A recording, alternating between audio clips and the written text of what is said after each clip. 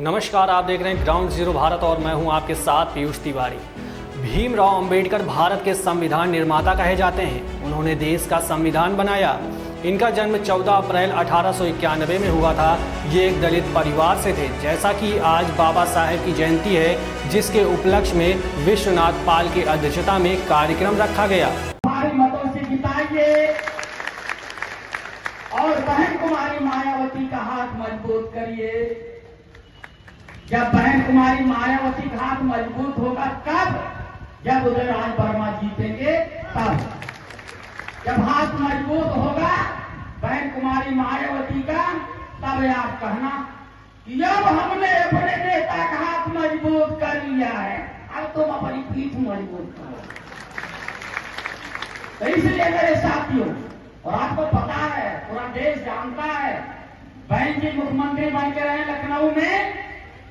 सुल्तानपुर, लबुआ और काजीपुर, जौनपुर के बॉर्डर का बूथ का अध्यक्ष अगर थाने में चला जाए तो बूथ अध्यक्ष को देखकर थानेदार उठ के खड़ा हो जाता था, सम्मान करता रहा, नेताजी आइए।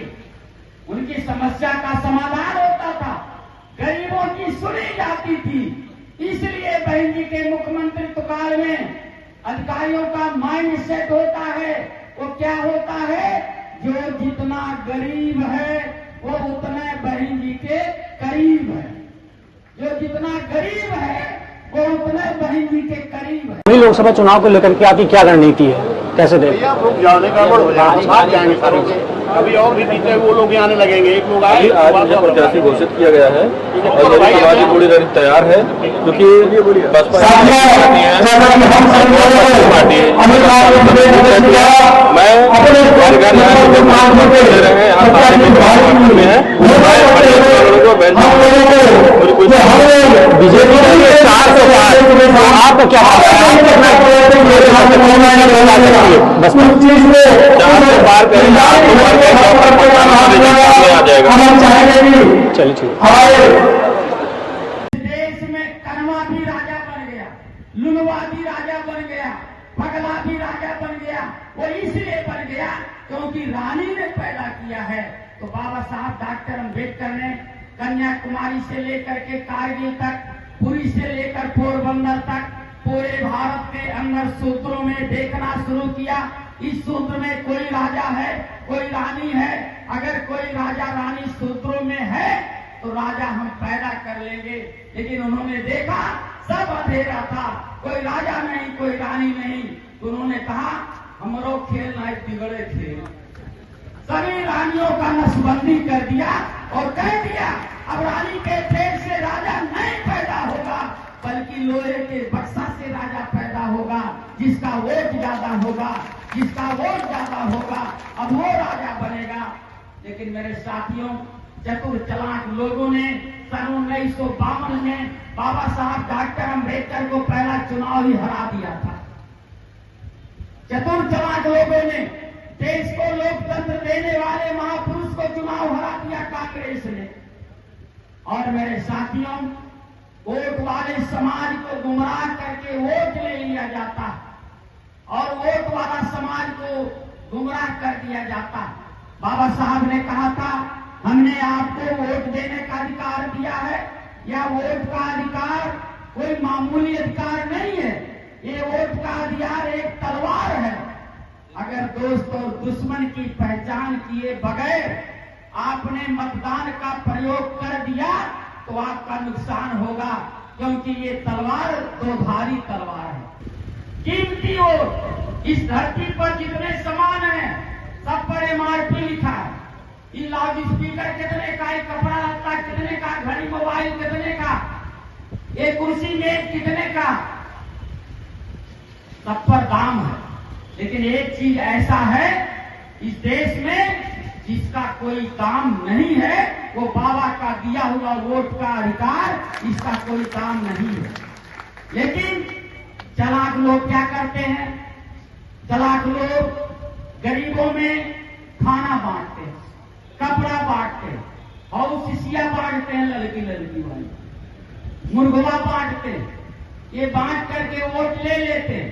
और गरीब आदमी कहता है कि भाई प्रत्याशी बड़ा जोरदार बने, पूरा स्वर्ग यहीं उतार दिया है, 1 महीना ठिकाना हो गया, लेकिन 1 महीना के बाद प्रत्याशी पूछने नहीं आता।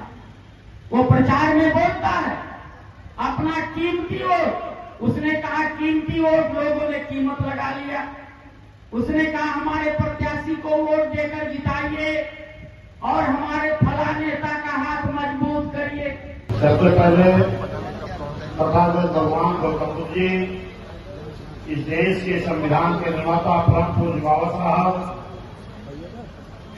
5 से DS4 बहुजन समाज पार्टी के संस्थापक माननीय कांसी राम साहब के चरणों में श्रद्धा समर्पित करते हुए आज हम सब लोग ऐसे मौके पर उपस्थित हुए हैं जो इस देश के संविधान के निर्माता परम पूज्य बाबा साहब, जिनकी आज जयंती है, बहुजन समाज पार्टी के तत्वाधान में आज ये जनपद स्तरीय जयंती समारोह हो रहा है। ऐसे मौके पर बाबा साहब के चरणों में श्रद्धा समर्पित करता हूं कि आज ये बाबा साहब की जयंती के मौके पर एक निर्देश माननीय वहीद जी का हुआ है, जो आपकी ये लोकसभा है, लोकसभा 38 सुल्तानपुर।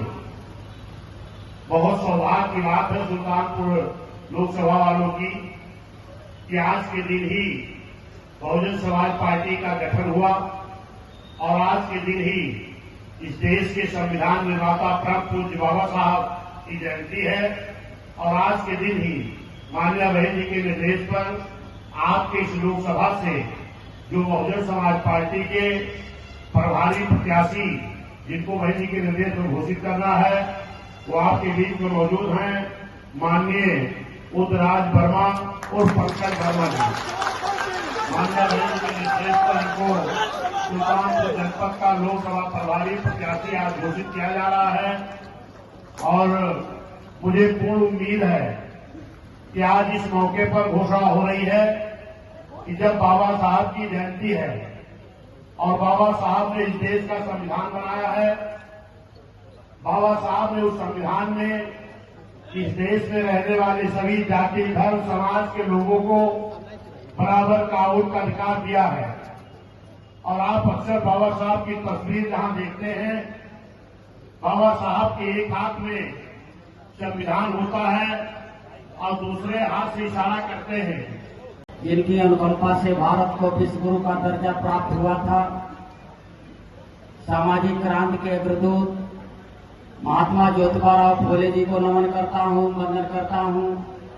आरक्षण के जनक राजर्षि छत्रपति साहू जी महाराज जी को नमन करता हूं, वंदन करता हूं।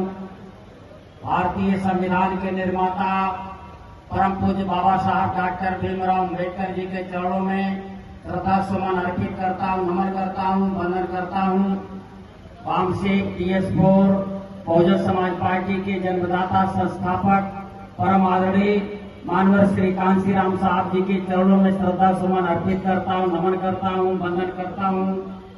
बहुजन समाज पार्टी की राष्ट्रीय अध्यक्ष, उत्तर प्रदेश जैसे विशाल प्रदेश की 4 बार बनी मुख्यमंत्री और इस देश में सामाजिक परिवर्तन एवं आर्थिक मुक्ति आंदोलन की महानायिका आदरणीय बहन कुमारी मायावती जी के दीर्घ जीवन की कामना करता हूं। लुटेरे लीडरों की लीडरी देखी नहीं जाती, लुटेरे लीडरों की लीडरी देखी नहीं जाती, गरीबी तंग बस्ती भुखमरी देखी नहीं जाती। उनकी बिल्डिंगों को देखते हम नेक नजरों से, मगर उनसे हमारी झोपड़ी देखी नहीं जाती। जैसा कि आपने इस वीडियो में देखा कि बाबा साहेब 133वीं जयंती समारोह में एक विचार गोष्ठी की गई। आपको क्या लगता है कौन सी पार्टी जीतेगी? हमें कमेंट में जरूर बताएं। ऐसे तमाम बड़ी खबरों को देखने के लिए जुड़े रहिए ग्राउंड जीरो भारत के साथ।